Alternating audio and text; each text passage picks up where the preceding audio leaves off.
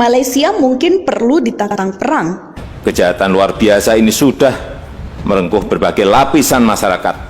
Semua itu harus dihentikan, harus dilawan, dan tidak bisa dibiarkan lagi. Kita tegaskan perang, kejar mereka, tangkap mereka,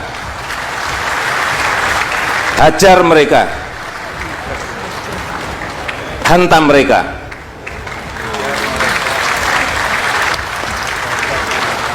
Kalau undang-undang memperbolehkan, dor mereka. Kalau ini dibiarkan, ini bisa kemana-mana, bisa melemahkan sendi-sendi kehidupan kita berbangsa dan bernegara. Dan kata-kata sudah tidak diperlukan lagi. Kita memerlukan tindakan-tindakan yang konkret, tindakan-tindakan yang nyata. Dengan kekuatan dan kecerdasan kita bersama, kita kejar, kita tangkap, kita hajar. Dimanapun ya, saya perintahkan untuk hadir dan memberantasnya. Saya ingin tegaskan, saatnya kita perang.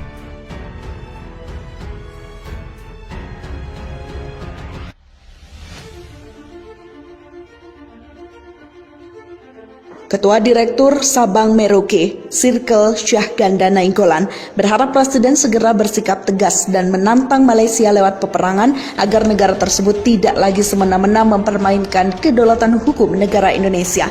Ketiga PNS itu ditangkap saat tengah mengamankan 7 nelayan liar asal Malaysia yang kedapatan mencuri ikan di perairan tersebut. Sebelumnya, polisi Malaysia sempat melepaskan tembakan 2 kali dalam perairan sah milik Indonesia. Menurut Syahganda, selama ini kehormatan negara ataupun bangsa Indonesia sering diganggu sekaligus dilecehkan secara tidak hormat oleh Malaysia, bahkan diantaranya berupa pencaplokan batas wilayah negara serta penganiayaan fisik pada warga negara Indonesia yang dilakukan pihak Malaysia dengan sengaja dan berlebihan. Ia menganggap aneh mengapa presiden dari bangsa yang besar tidak berani menghadapi Malaysia untuk menantang peperangan. Kalau terus-menerus bersabar, kita hanya akan menjadi bangsa yang bodoh dengan presiden yang tidak berdaya melawan Malaysia, tambah Syahganda. Padahal, kata Syahganda, presiden dijamin Undang-Undang Dasar 1945 untuk menyatakan perang dengan negara lain apabila dianggap telah mengganggu kedaulatan negara.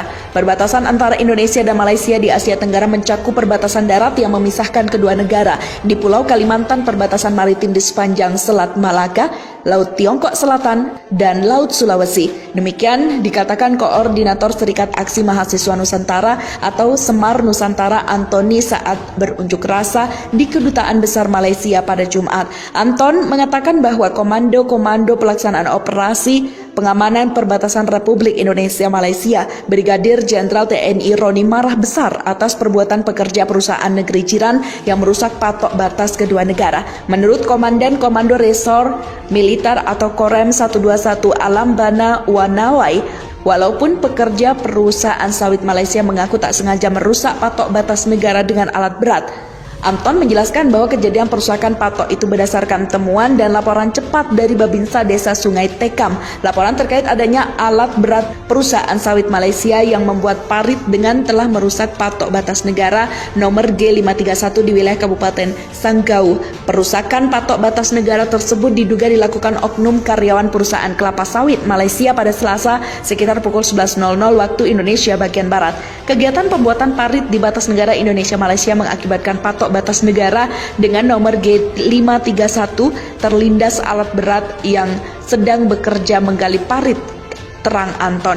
Menyikapi hal tersebut, kami yang bergabung dalam Serikat Aksi Mahasiswa Nusantara atau Semar Nusantara akan menuntut, pertama, mendesak Presiden Joko Widodo untuk memutus hubungan diplomasi Republik Indonesia dan Malaysia karena diduga perusahaan sawit Malaysia menyalahi aturan. Penganiayaan dan pemerkosaan yang dilakukan warga negara Malaysia terhadap WNI 26 TKW asal Lampung kembali membuat warga Indonesia berang terhadap Malaysia. Masa Aliansi Pemuda Ganyang Malaysia dan Masa Benteng Rakyat Demokrasi atau Bendera menilai tragedi tersebut adalah bentuk dari ketidakseriusan pemerintah Malaysia dalam menjaga hubungan baik dengan Indonesia. Belum kering tinta perundingan, mereka sudah mempermalukan warga negara Indonesia secara tidak beradab. Ini sudah sangat keterlaluan. Kemarin mereka mengambil pulau, mengsengketakan perbatasan, mengaku-ngaku budaya Indonesia, hingga ratusan kali terjadi kasus kekerasan terhadap TKI. Mereka harus dilawan, ujar deklarator bendera Aldian Napitupulu di markasnya Jalan Diponegoro, Jakarta, Jumat kemarin. Menyikapi persoalan baru yang kembali membuat rakyat Indonesia geram terhadap Malaysia, pihaknya bahkan menyerukan pada seluruh bangsa Indonesia untuk menyingsingkan lengan baju berperang dengan Malaysia. Tidak hanya itu, bendera juga mengultimatum seluruh warga Malaysia yang ada di Indonesia agar dalam waktu 2 kali 24 jam segera meninggalkan Indonesia. Jika dalam waktu yang ditentukan masih berada di Indonesia, bendera menyatakan tidak ada satu kekuatan apapun yang dapat menjamin keselamatan mereka di Indonesia. Karena ini masalah nasionalisme dan harga diri yang diinjak-injak, kita harus tegas dalam bersikap, jangan jadi banci yang lembek. Jika pemerintah dan TNI tidak mau berperang, buka saja baju kebesaran kalian, buka pangkat dan jabatan kalian, letakkan di bawah senjata kalian, berikan ke kami, biar kami yang akan mengganyang Malaysia. Duta Besar RI untuk Malaysia, Hermono, mengingatkan Malaysia sedang mencuri sorotan dunia internasional karena dituduh melakukan praktek kerja paksa. Beberapa perusahaan Malaysia bahkan dikenai sanksi ekspor ke Amerika Serikat akibat tuduhan kerja paksa ini.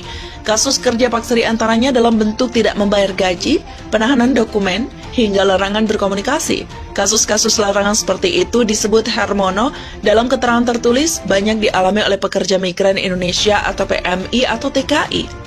Kasus kerja paksa tidak hanya terjadi di sektor rumah tangga, tetapi juga di sektor lain seperti perkebunan dan manufaktur. Sesuai catatan KBRI Kuala Lumpur selama 2021-2022, selama 2021 KBRI berhasil mengembalikan hak gaji PMI sejumlah Rp2.166.890,63 Rm atau lebih dari 7 miliar rupiah milik 206 PMI sektor rumah tangga.